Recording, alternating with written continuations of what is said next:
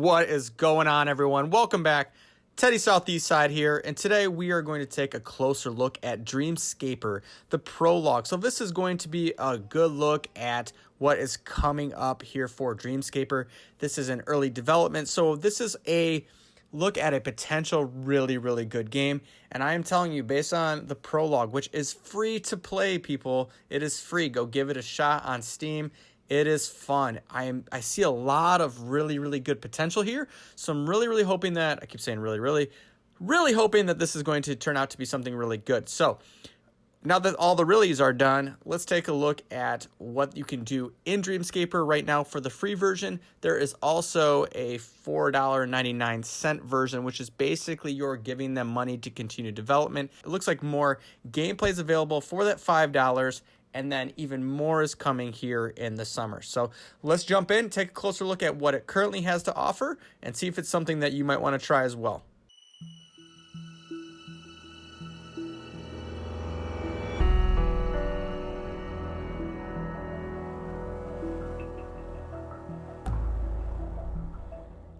Afterburner Studios gives us a glimpse into what could potentially be one of the best indie games of 2020. With this prologue, the art style is absolutely amazing.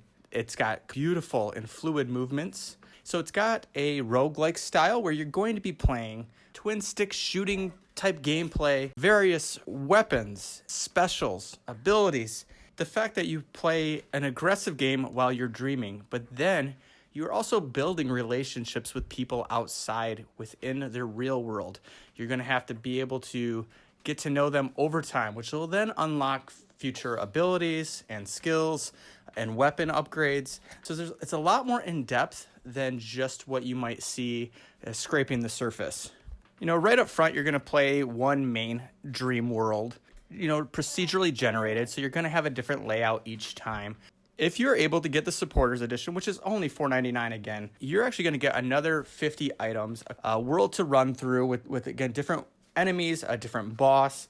I thought the initial free boss was pretty interesting. You learn the mechanics pretty early, but that's part of almost every roguelike game is learning the various enemies, what their attack patterns are. Really, at the end of the day, what I feel this really portrayed is a prettier kind of Binding of Isaac, obviously not with, grotesque, deaths and enemies. But this game has so many similarities. You've got the various weapons and upgrades, and you have the bombs and the procedurally generated maps. It's fun to play through. I like that you had abilities to also, use the bombs to break certain elements, as well as some are able to just be hit and destroyed that way. I mean, it's not quite as in-depth. When you're Binding of Isaac, I think there's like 10 or 15 characters, and you can fly over things, and you can do mutations, and it's obviously a different game, but it gives me that type of feel. It's fun to play. It's simple, but not too simple. I really think that it has a lot of positives to it. And this is going to be a shorter video, so I wanted to just kind of give you an idea of what I'm seeing, and I'm giving it a potential score, which is kind of a weird way to do it. Maybe I shouldn't do it this way, but I would like to do it in a way where I can tell you what the prologue offers, and then it's up to you whether or not you want to jump in and see what happens here this summer with the game. All right, so let's break it down as if this were a traditional review. Let's look at the positives. As I said originally, the art style is absolutely gorgeous. I think you're going to love the environments. You're going to love both the dream world as well as the outside world. The movements and controls are really very smooth. It has good attack patterns. You have rolling abilities, kind of like in Enter the Gungeon. I like that they're a procedurally generated run through. So all the maps, even though the maps and the environments aren't super different, neither is Binding of Isaac. Again, I bring that up a lot because neither is actually Enter the Gungeon. You're playing a lot of the same different environments, just in different paths and different playthroughs. You will also have different specials and weapons that show up based on the run-through. You will never have the same run-through, which I think is very good. I like the idea of the crafting system. Again, we'll go to the negatives as well, but the crafting system is there. I think it's a unique way to do it, where you jump out of your dreams and you are going and talking to people at the library, in the cafe, and we'll see how those relationships build. As I keep saying, and I do think it's not a bad thing, it reminds me of Binding of Isaac or Enter the Gungeon. I think it's a little bit prettier. I like this art style. It doesn't mean that I don't enjoy those other two games, because those are two really amazing games.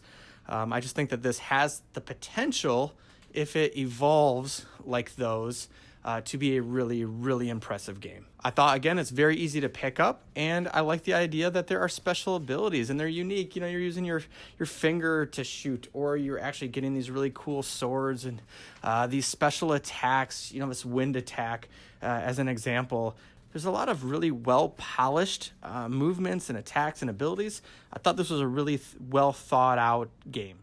All right, so now that we've got those out of the way, obviously I'm going to take a look at some potential negatives. Now, again, this is early development, guys. We're talking, there's so much where this game could go. So what I have to say is the negative currently is that it's a small sample size.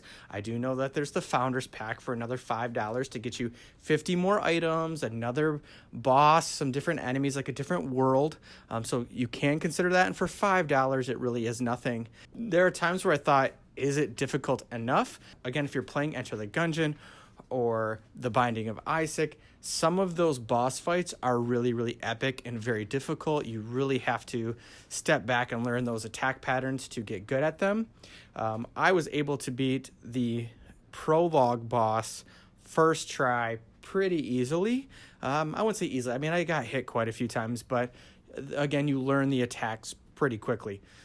So I'm curious to know if it's difficult enough, if they're going to change up what you could do for your run-throughs. So that'll be kind of fun to see what happens there. Also, when you're talking about the crafting system and the people outside of the dream world, again, at the library or the cafe, could they do some more with that character development? Maybe I missed it in this brief prologue.